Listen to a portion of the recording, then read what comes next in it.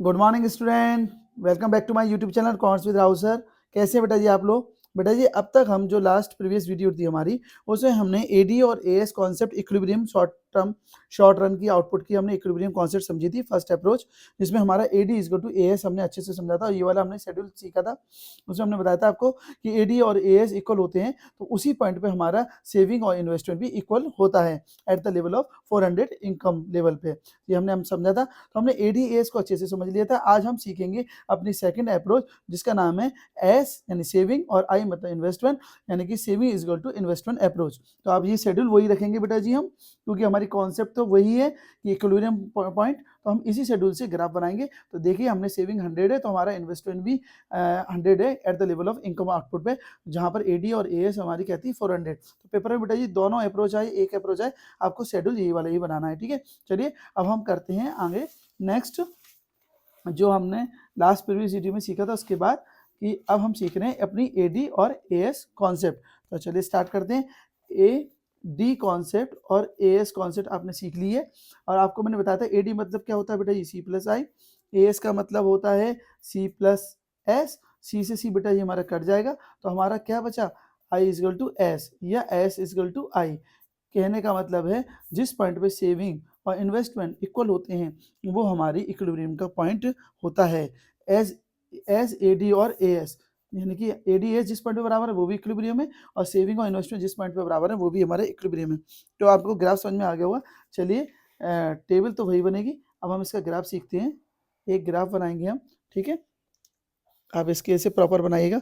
This is called x axis, this is called y axis, और बेटा इसको थोड़ा सा नीचे से लीजिएगा। ठीक है, क्यों? क्योंकि मैंने आपको हम बना रहे हैं सेविंग का कर्व, और मैंने आपको बताया था कि सेविंग का कर्व जो होता है वो सेविंग जो हमारी वो नेगेटिव भी होती है। सेविंग का कर्व नेगेटिव होता है, क्यों?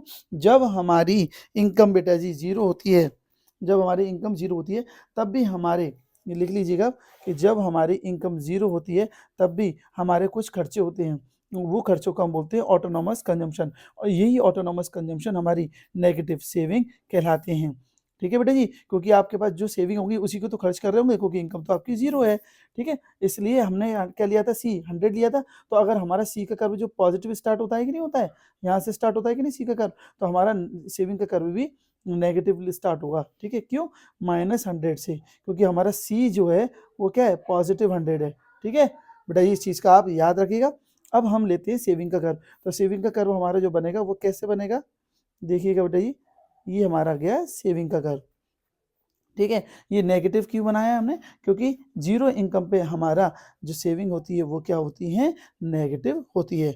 चलिए बेटा जी, अब हमारा इन्वेस्टमेंट क्या है, मैंने आपको बताया था जिस पॉइंट से सी स्टार्ट होता है उसी पॉइंट से हमारा इन्वेस्टमेंट भी स्टार्ट होता है, तो ये हमारा हो गया इन्वेस्टमेंट। अब बेटा जी आप ध्यान से देखिए, जिस पॉइंट पे हमारा इन्वेस्टमेंट और सेविंग एक दूसरे को इंटरसेक्ट कर रहे हैं, यानी कि उसी पॉइंट पे तो वो दोनों इक्वल हुए, एस इजकल टू वाई, तो हमारा एस सेविंग जिस पॉइंट पे इन्वेस्टमेंट की इक्वल होगी वही हमारा इक्विलिब्रियम का पॉइंट होगा। तो इसलिए इस पॉइंट पर हमारा क्या हो गया, इक्विलिब्रियम पॉइंट हो गया बेटा जी। अब लेट्स सपोज करिए कि आप हैं इस पॉइंट पर, ये हमारा ए पॉइंट है, आप ए पॉइंट पर हैं। ठीक है, तो इसका मतलब क्या है, आपकी सेविंग तो कम है, ठीक है, आप यहाँ पर हैं तो, और आपकी सेविंग कम है और आपकी इन्वेस्टमेंट तो ज़्यादा है।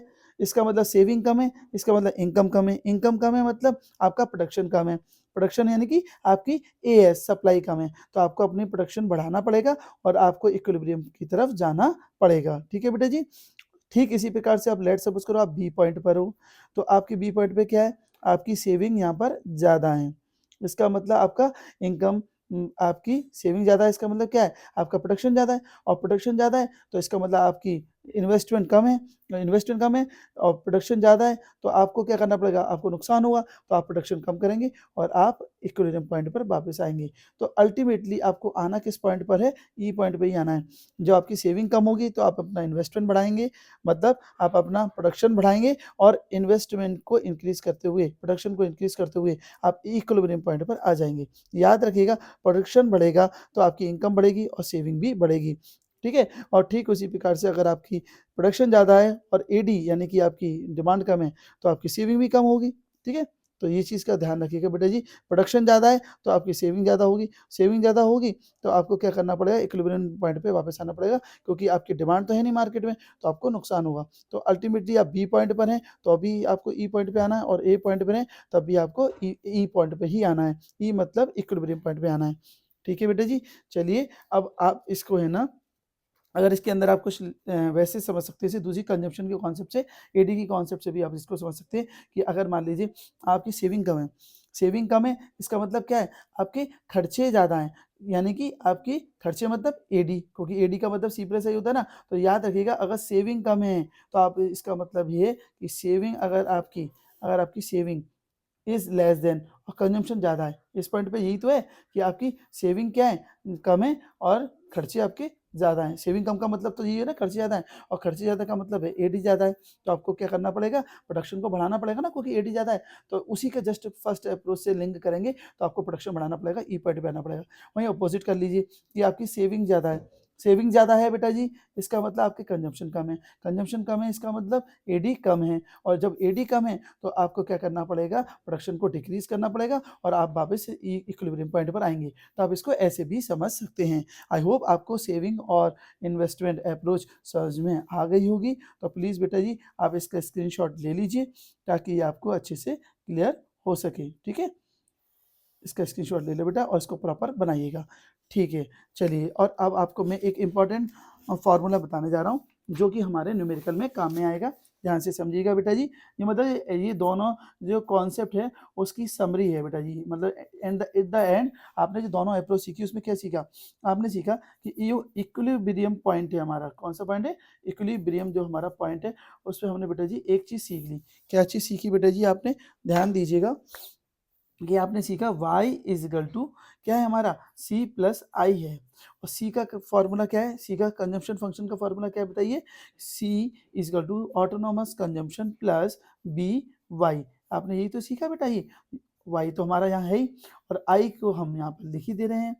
ठीक है, c को हमने यहाँ पे क्या कर बस एलोबरेट कर दिया, ये c का फॉर्मूला लिख दिया c का फंक्शन का।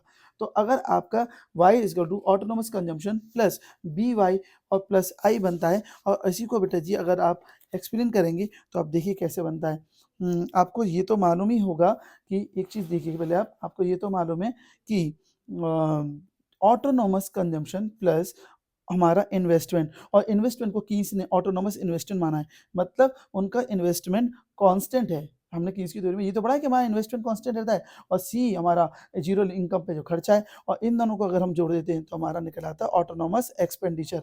इसे क्या बोलते हैं बेटा जी, ऑटोनोमस एक्सपेंडिचर। बस बेटा जी इसको है ना आप अच्छे से याद रखिएगा कि ए पे बार जो है वो हमारा ऑटोनोमस एक्सपेंडिचर है। ठीक है, जो सी पे बार प्लस आई पे बार करके आता है। ठीक है, सी पे बार आई पे बार को जोड़कर हमारा क्या आता है, ऑटोनोमस एक्सपेंडिचर।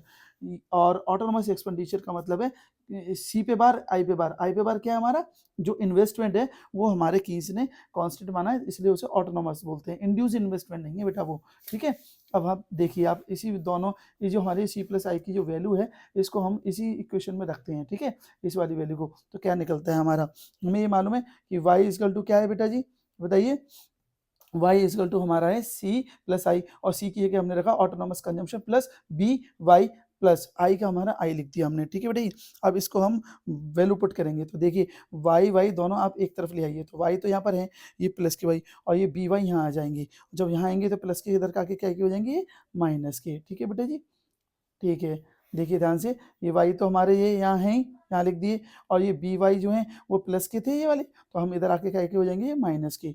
इजगल टू का इजगल टू लगा देंगे, यहाँ क्या बचेगा, ऑटोनोमस कंजम्पशन प्लस आई हमारा। ठीक है, और आई को हम क्या लिख सकते हैं, ऑटोनोमस इन्वेस्टमेंट लिख सकते हैं। ठीक है, अब बेटा ये ऑटोनोमस कंजम्पशन ऑटोनोमस इन्वेस्टमेंट, अभी हमने क्या सीखा, ऑटोनोमस एक्सपेंडिचर होता है, तो ठीक है हम यहाँ पे इन दोनों की जगह क्या लिख सकते हैं, ऑटोनोमस इन्वेस्टमेंट लिख सकते हैं।